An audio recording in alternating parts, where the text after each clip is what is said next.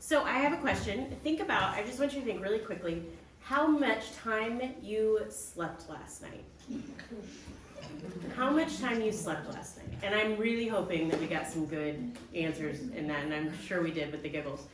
If you got more than 7 hours of sleep last night, raise your hand. Bravo. Amazing. I don't think I ever got that pregnant. That is impressive. It would be like 3 a.m. and then I would fall asleep, and it was great. More than 6 hours of sleep last night.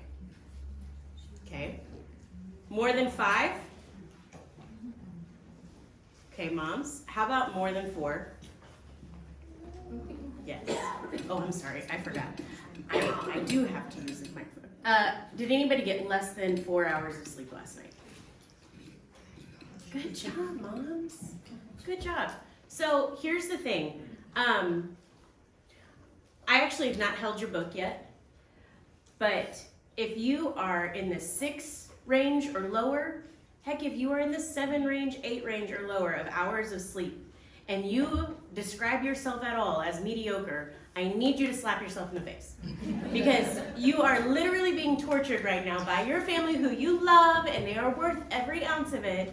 But mediocre isn't the issue right now. You're just surviving. All of us, if you're here, you're just trying to survive. Whether your kid is new and fresh out or still cooking or 26, you're still just trying your darndest to get them to heaven and to make sure that they're happy to some degree along the way, right? I know that I am right when I say that. So let's start talking about good habits and good choices. This is not my house. If you thought for a second that was my house, thank you for believing me. It's not my house. Now, I like to decorate. I like to make sure that my home is welcome, but that's not my house. That is literally, when I opened up Google and was like, I want to make a slideshow, that was one of the options. And I was like, well, that's pretty. Let's keep it. That's not my house. Someday, maybe, I don't know, but that's going to be after I don't have to worry about whether or not carpet lines make it through a 30-minute period after I vacuum, right? Or whether or not there's stains in my carpet. There you go. Yeah. So that's a lie, and let me just, it's a good way to start out what you're doing. But I think it's funny that this is the second time Mothering Matters has invited me, and like kind of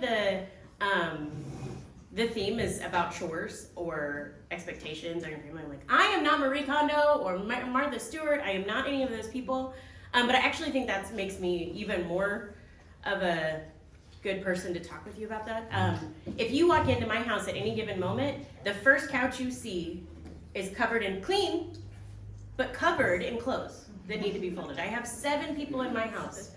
It's never ending. Now, you will rarely find a pile of dirty laundry because I can't stand that outside of in our bathrooms. Those often have dirty clothes. But our kitchen table almost always has water cups and crumbs. It's just life, right? I have 4 boys, and I don't know why when we remodeled our bathroom we made it white, but we did. And I pretty much just choose not to go in there, and I'm like, Jeff, that's your territory. We should have taught them all to sit while they peed. I don't know why we did that to ourselves. But and to be clear, like, yes, I have 5 children. I have 5. And 4 of them are boys, and it is chaotic in World War III in our house all day long, all the time. But that doesn't mean, like, if you have 1, if you have 2, if you are still cooking your first, parenting is hard. I don't care how many you have. And this lovely lady that wrote with 10 children, I don't know how she ever found time to write a book. Bravo to her. But it does not matter how many children you have. It is hard from the moment you take that pregnancy test, or you try to take that pregnancy test, and try to conceive that baby. It is hard because we're in a broken world. We're humans, and that's okay. That just because it's hard, like she says in the book, and I don't know how many of you have read the chapter yet or haven't, or maybe you've not read a chapter in your book, and that's okay. You're just here because you want to have a community of women around you. That's okay too. Because I can definitely tell you there were some other Matter books that I read a little bit of, and that's as far as I got, right? So anyway, my whole point of that that little spiel is, whether you see this picture or a picture on Instagram or videos on TikTok of people that you just think they've got it together. And I think you guys know that. I think I know that. But I think that there's times where we start to think, oh, but they have it more together than I do. Or their ugly is not as ugly as my ugly. Or they don't lose their crap on their kids as often as I do. Or their husband treats them better than mine does. Or whatever. Whether it's their living room, whether it's the trips they take, whether it's what you think their income is, you don't know, and it's not perfect, because none of us get to have a perfect life. None of us do. So, like I said, my life is not perfectly put together, but I'm really excited to share with you about my experiences in my life. So I think more than anything, when she talks about like finding the balance and making the good choices and all of that, I think more than anything what we need to remember is the balancing of priorities. And the beauty of it is that you are your own human, you are your own family, you married your husband, you had your children, and my priorities get to look different than your priorities, as do our next door neighbors, whoever it is. We get to make that look like what it is, and they can change from day to day basis. Like maybe last week, when you were planning the last week of meals for your family, you're like, it's the end of the month, it's been a really expensive month, we're trying to make up for Christmas, and your budget, when you were going to the grocery store, you had to consider, I really just need to make meals that are fit in the budget or not send us too far over.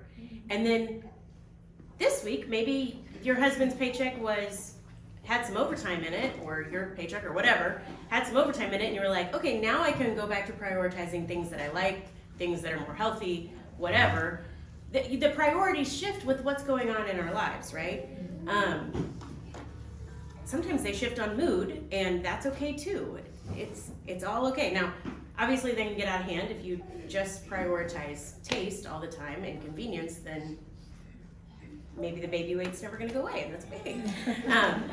But anyway, so again, God created me as a wife differently than you, and a mom differently, and our family's needs, and our priorities don't have to be out of whack. I think some of them are kind of objectively more important than others, and I'll touch on those, but I also know that you guys are smart women, so I'm not gonna go through every single thing. So here's my list of priorities, and that's, I'm not going to go through each one of them, but I do want to discuss some of them.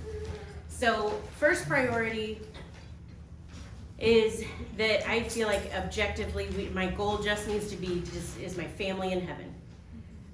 Whether we have 401ks that are squishy and great is not going to matter if we're not there together at the end, right?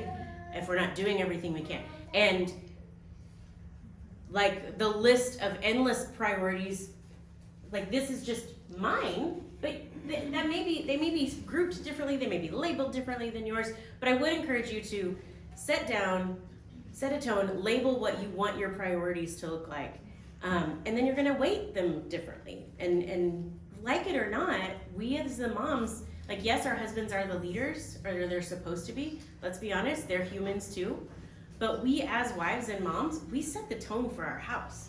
We hold a lot of great but responsible power in our house in that. So for me, I think that through prayer, through what we watch on TV, through church attendance, through all of that, heaven for my family that's kicker. Now, does my pride get in the way of that? Absolutely. I think that each of us too are going to be a little bit different on how the things that formed us, whether scripture, whether it's like good things, Christ-centered, whether it's bad things, childhood trauma, your own pride, your own failings, or things that are benign and don't have a good or bad. You're just your personal preference. That's okay too. Those things all get to be put into what you prioritize and how you go about doing that. So, also, I apologize. I'm ADHD and I forgot to pray. So let's do that really fast. In the name of the Father and the Son and the Holy Spirit. Amen. God, thank you for this morning, and thank you for a yummy breakfast.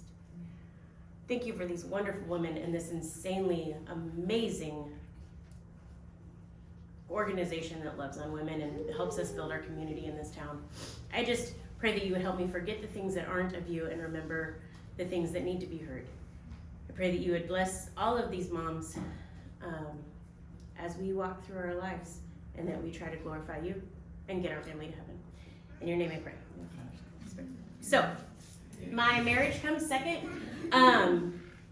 As much as I love my mom, she always had the attitude of, my kids come first, men can be replaced. And funny enough, my parents were divorced. They had a terrible divorce, and she got remarried, and she didn't have, they're fine, but it wasn't one that I would want. It wasn't a marriage I would want. And so I refuse. That is not how I'm gonna live my life. And I love when studies come out, studies that say like, hey, if you do X, Y, and Z, you'll succeed in A, B, and C, and you're like, well, yeah, that's what the Bible's been telling us the whole dang world, like, duh.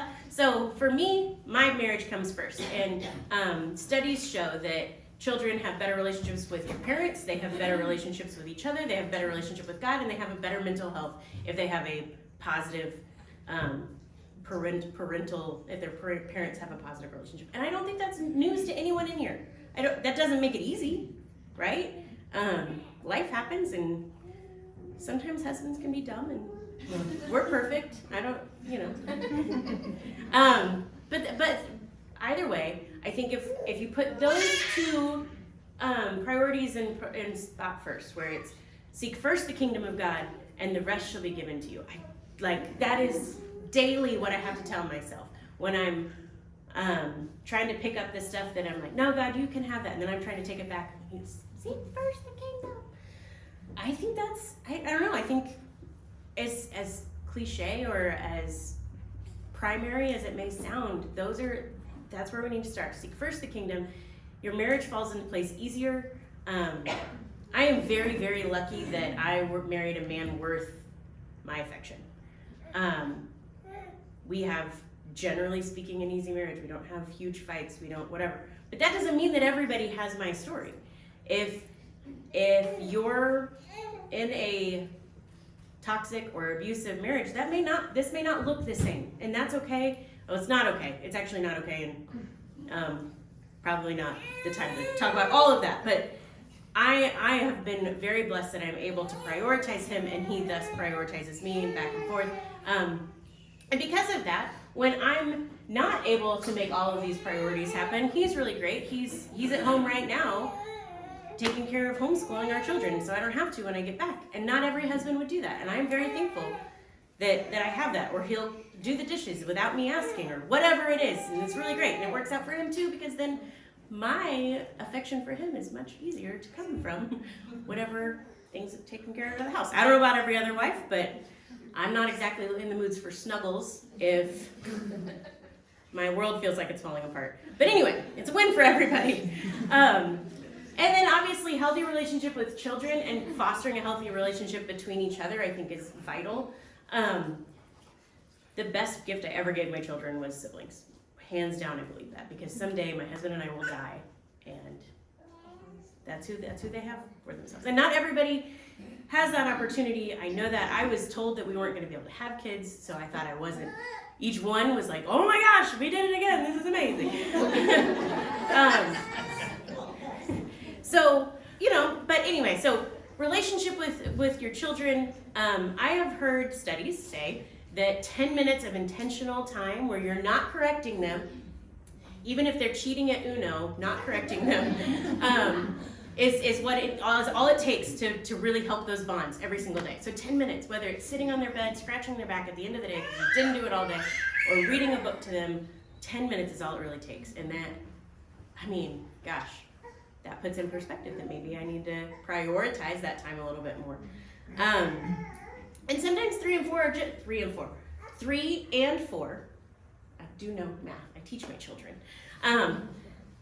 Both of those. Sometimes it's as simple as our tasks or our responsibilities aren't met for the day, but Monday was a really beautiful day, so we're gonna jump ship and go to, the gathering place or whatever it is. And I don't know so I know most of the moms in here still are either responsible for getting the urine and feces off of their children, or if most of your children are at home through the day, can you raise your hand for me?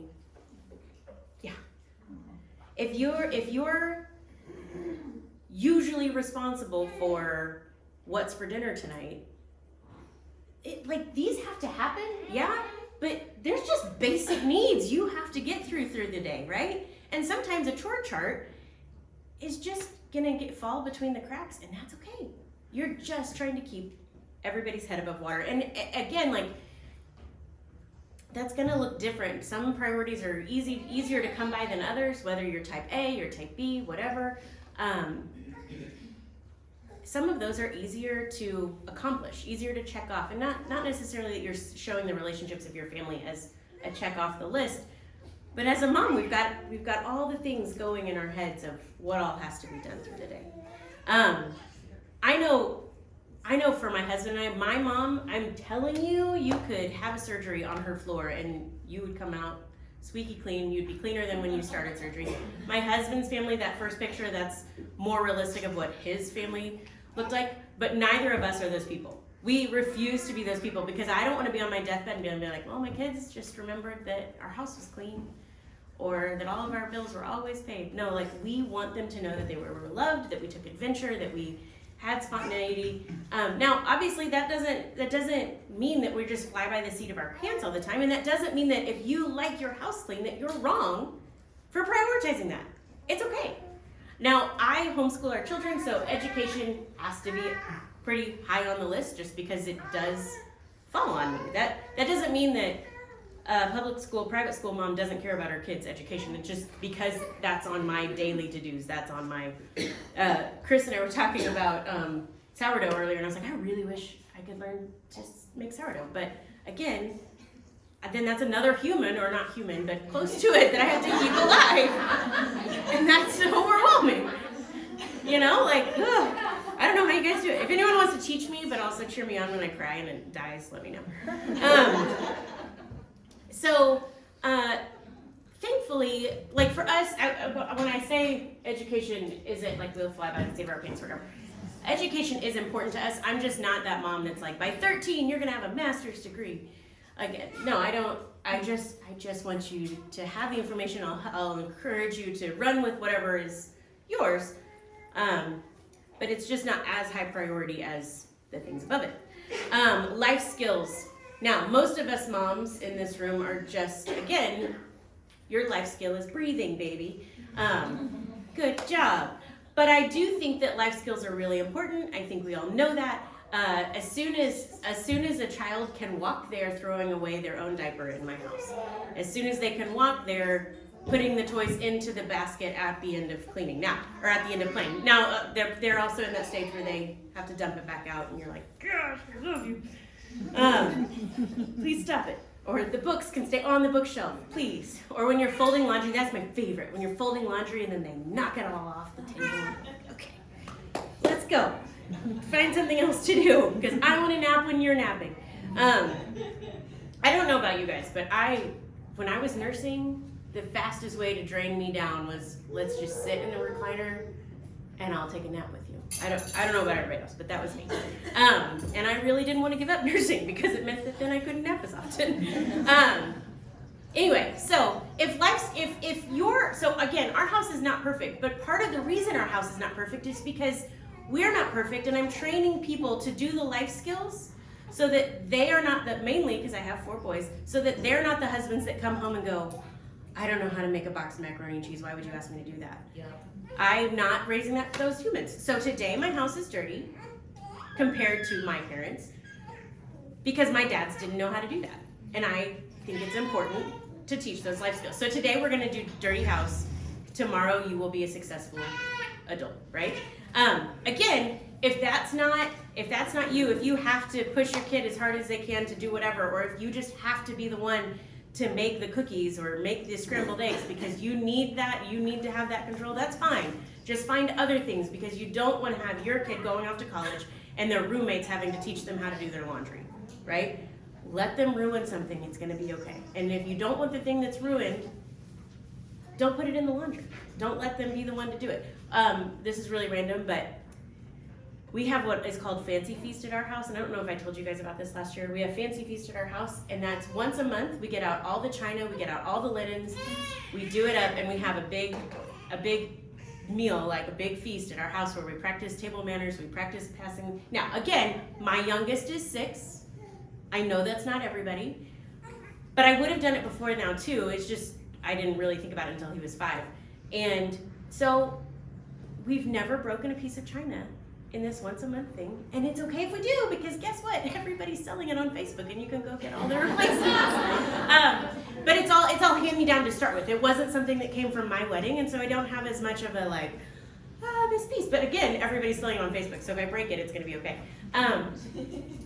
But it's one of those things where it's like, I don't want my kids to be embarrassed of how to hold a fork when they're, at a fancy dinner for a business meeting at some point, or just how to do it. I don't know. My parents made us go to not finishing school, but that's what it was. I don't know if anybody else had to do that. It wasn't cotillion, but it was essentially that in Missouri. Anyway, all that to say, the skills that we teach our kids are important, whether it's a 3 or 4-year-old making toast and putting peanut butter on it. It's amazing. Now, it makes a mess. You get crumbs everywhere. You walk into the kitchen after you got to scroll on your phone for a little bit, and you're like, why did I let you do that? Now I gotta clean all that up. Or the dishwasher needs to be unloaded yet again. But guess what? I have a 9-year-old, that's his job, so I don't have to do it. Now, do I do it? Yes, but most of the time, it's somebody else's job. And that takes a little bit off. And when they're 19, and I don't have to clean up anything from dinner because they all learn to do it, it'll be really great, right? I know that some of the other moms in here have gotten there, so that's fantastic. I kind of went off a little bit of a tangent, but apologies. Now, relationships outside of our home come last. That is very important to me. Now, does that mean that we ignore our parents and their needs or what they ask of us? Absolutely not. Jeff's aunt lives in town, and we go take care of her yard all the time. She's a little bit cranky, a little bit crazy, but we really enjoy her. But I think that that's important because I think sometimes us women can be, we can get a little distracted. Be like, it's way more fun to go help my friend who just had a baby or whatever. Like, yes, do that. Do it. Be a part of Mothering Matters. Make sure that you're taking care of yourself. But your husband's boss isn't more important than what's going on inside of your house. And sometimes you might have to fight a little bit about, hey, these people here, this is the most important ministry we will ever do, is inside of our own 4 walls. So yeah, I have to say, we prioritize volunteering outside of our home a lot because studies show that your mental health is better if you volunteer to some degree outside of your own home. So that's just my opinion. It's not my opinion, it's actually scientifically backed. But anyway, so prioritizing systems and habits. If you have to come up with a system that works, you do have to come up with a system that works for you, whether it's finding some really pretty chore chart on Etsy, printing it off, putting the Velcro on, and making it really pretty. If that works for you, that's great. Every time I've done that, they literally have gone missing, and I don't know where they went, and I just wasted $10 on it. And that's fine. I'm far too ADHD for that. Now, so what works in our house are screens and ice cream. We limit the screens in our house, but if our children want screens, they have to have done their schoolwork, they have to have played outside, they have to do their chores, and they have to do their piano practice. All of those things have to happen before they can ask me for a screen. The ones that don't care about screens get ice cream. And who doesn't love ice cream? And now, some of you may have to get the soy ice cream, I understand. But like finding the currency for your house, whatever that is, find it. Throw darts at a dartboard until you find the thing that works for your family, and just make sure you stock up on ice cream. That's okay. Or, I don't know, maybe not Cocomelon, but also maybe Cocomelon. That stuff, that is some crazy overstimulation. Anyway, so habits matter. I know that if those of us that have really young napping ones, if we tried to nap outside of, or if we tried to get them to nap outside of that realm, it can ruin the whole day, right? Mm-hmm. So starting young, starting really simple, if we just get them to do a little habit at a time and build on that, then, we have to teach them forever. We are teaching them forever and ever and ever. Amen. And we are the broken record that they don't really want to listen to all the time. But that's okay, that's our job. Because guess what?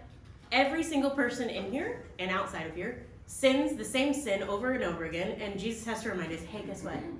You can't do that. I love you, don't do that. We've all been there, right? So here's some little snippets. Beef up the good. Remind your child every time you find them doing the thing that is correct, remind them, cheer them on every single time. Calm down. If your husband tells you to calm down, that might just not really help. But if you can tell yourself, obviously, it'll help them calm, because again, you set the tone. Get yourself outside your house. I think that we can kind of fall into ourselves, right? And get kind of woe is me about what we're thinking and how we're doing. Pre-teach like crazy. The whole, hey, 5-minute warning and we're gonna be done cleaning. That's my favorite. It works for 12-year-olds. It works for 2-year-olds. Pre-teach. You can pre-teach your kids all the way to their marriage. And hey, 5 minutes. Hey, 10 minutes. Hey, we're gonna be done in here. And they're gonna throw fits, but that's okay. That's part of the process. I'm so sorry. I am not sick anymore, but I was. And that, man, has everybody gotten that at this point? Don't get it. Just do 10 out of 10 or 1 out of 10. Do not recommend. Find the self-help books that work. That's okay, and it's okay to read part of it and then be like, no, that was trash. I don't want it. What was Baby Wise? That was the nursing book I read when I first. That was. No offense if you love Baby Wise, but whew, I had to throw that out so fast. But more importantly, start with the tiniest thing, the tiniest habit for your child, and give them a little bit more, and a little bit more, and a little bit more. Whatever the priority is, start with your marriage, tiny little habits, build it up a little bit more, a little bit more, a little bit more. Whether it's yourself, Atomic Habits, have we all heard of that book? I love it. Like, who knew that I didn't have to change everything in my world in one day to be able to change that all up. So, let me just make sure that I didn't skip anything. Okay, so now I'm going to totally change all the things. I'm going to change everything that I'm talking about. So habits are great, chores are great. Do the things to prioritize your family.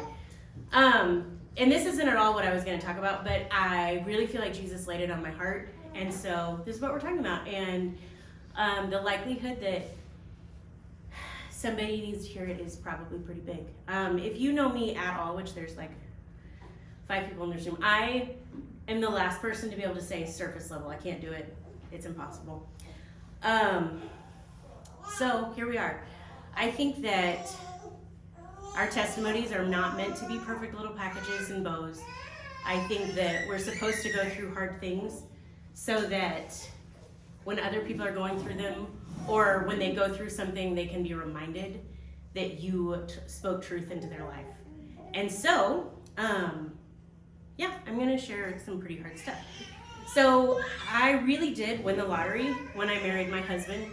I have never questioned his loyalty to me. He works really hard for our family. He is an insanely amazing father. That is actually what I fell in love with him. We met in a group home where we worked with foster kids, and I was like, oh, that guy knows kids, and he's amazing. But at one point in our marriage, I noticed some things, and I didn't realize what they were. But Jeff is a recovering alcoholic, and I noticed some things, but I didn't understand it because alcohol was never a thing for me. It just wasn't. And one time, one of his friends called me and he said, "Hey, Sarah, I see something happening, and I think you need to know." And my world crashed. And again, like, oh, I'm so thankful that that's how I figured it, and that's how I came to that realization. There wasn't like some DUI accident. Nobody got hurt. He was never abusive to me. He never, nothing, thank God, none of that happened. But I was really pretty unaware. And so yeah, I had a couple of days where thankfully he was on shift at the firehouse, so I got to spiral and he didn't know it. And I just was able to lean really hard on my friends. I didn't call our parents because I didn't, I didn't know what was gonna happen. And I didn't wanna, I think sometimes parents, that could have gotten really messy if I would have involved our parents. But anyway, I called a priest friend of ours, and I was just like, I just need you to pray. I don't know what to do right now. I don't know what he's going to do when we had an intervention, and I just don't know what that's going to look like. I really don't, because I felt like this person that I knew, I didn't know. There was something really hidden. And he was so sweet. Father Tom prayed for us, and then I got off the phone with him, and I'm telling you, there's a handful of times in my life where I've audibly heard God, and I felt like God said, Sarah, this is the answer to all of those prayers. Just let me do this. And that was really scary, but also like, oh, okay, so we are where we're supposed to be, even though it doesn't feel like it. So we had an intervention with Jeff's friends. If you know anything about firefighters, they're crazy for a reason, and sometimes that crazy can catch up with them from whatever the cause can be. And the intervention was rough in the sense that, like, it was so embarrassing for him, But thankfully, he signed up for rehab that day, started meetings, started therapy. Conveniently, he had started therapy before this. So I didn't know this. Jeff was already aware of his addiction. He was already in the process of trying to fix it, but he had been trying to fix it for a long time. And Satan is so good about pulling us to ourselves and making us feel alone and making us feel ashamed. And I'm just really thankful that we had friends that love Jesus and that were able to say, hey, we're not going to do that. We're not gonna let him stay in his own space, in his own head. We got some medicine, and have been through the process of healing. And to this day, I can tell you, like, truly, my husband is healed and he's in a good space. And we will continue to chase healing and chase wholeness, because it doesn't matter. We live in a broken world, and Satan's gonna keep fighting forever. He's always gonna fight to tear us down and to tear us apart. So. I'm just very thankful for Christ's healing and Christ's love. And I share that portion of our story not because I think that you have to just share the nitty-gritty with everything, but I just know that, like, I'm not the only person who's had a hard time in my marriage. And I know that if you're not going through that today, or you haven't gone through something like that, it is most likely that you're going to go through something that's hard, whether it's some sort of addiction, whether it's porn, whether it's infidelity, whether it's mismanagement of funds, whether it's abuse, whatever that is. And maybe you aren't. Maybe that's not part of your story, and that's okay. Praise God that that's not a part of your story if it never comes, but your friends are going to go through it. The whole building our village and investing in our village is really important, and I'm very thankful that all those priorities I showed you earlier, I was frozen. But I had lots of really holy friends that just wrapped their arms around us and stood with us. And I'm telling you, like, for years and years, Jeff and I have been the friends that would wrap our arms around other people, and it was really great to be the other side of that. We were quite literally the friends that were being lowered from the roof by our friends to the feet of Jesus. And to be either one of those is such an honor and such a blessing. So my encouragement to you is just forget whether or not your house is perfect or your life is perfect. It doesn't matter, like, whether or not your family is getting to heaven, whether or not the people around you are getting to heaven, none of it matters outside of that little thing. So I don't even know where I'm at, I'll be honest. I'm just thankful to be here, and I'm thankful that I got to share this with you. Anyway, so yes, long story short, be on your knees for Jesus every day, lean into him and lean into your family and love them. And it's hard, and you are just trying to survive right now, whatever stage you're in, and that's okay. That's okay. I'm not telling you anything groundbreaking, you know that. So, I'm gonna pray, and then if anybody has any questions or anything, did I go too long? I probably did. Okay, but that's okay. Anyway, all right. So let's pray. Lord, I just pray that you would remind us that we are daughters of the High King. Let us be mothers like Mary, wives like Ruth, and courageous through all of it like Queen Esther. I pray that you would be over our relationships. Allow us to become who you intended us to be so that we can change this world and set it on fire for you, starting in our own four walls. Pray this all in your son's name. Amen. Thank you all so much.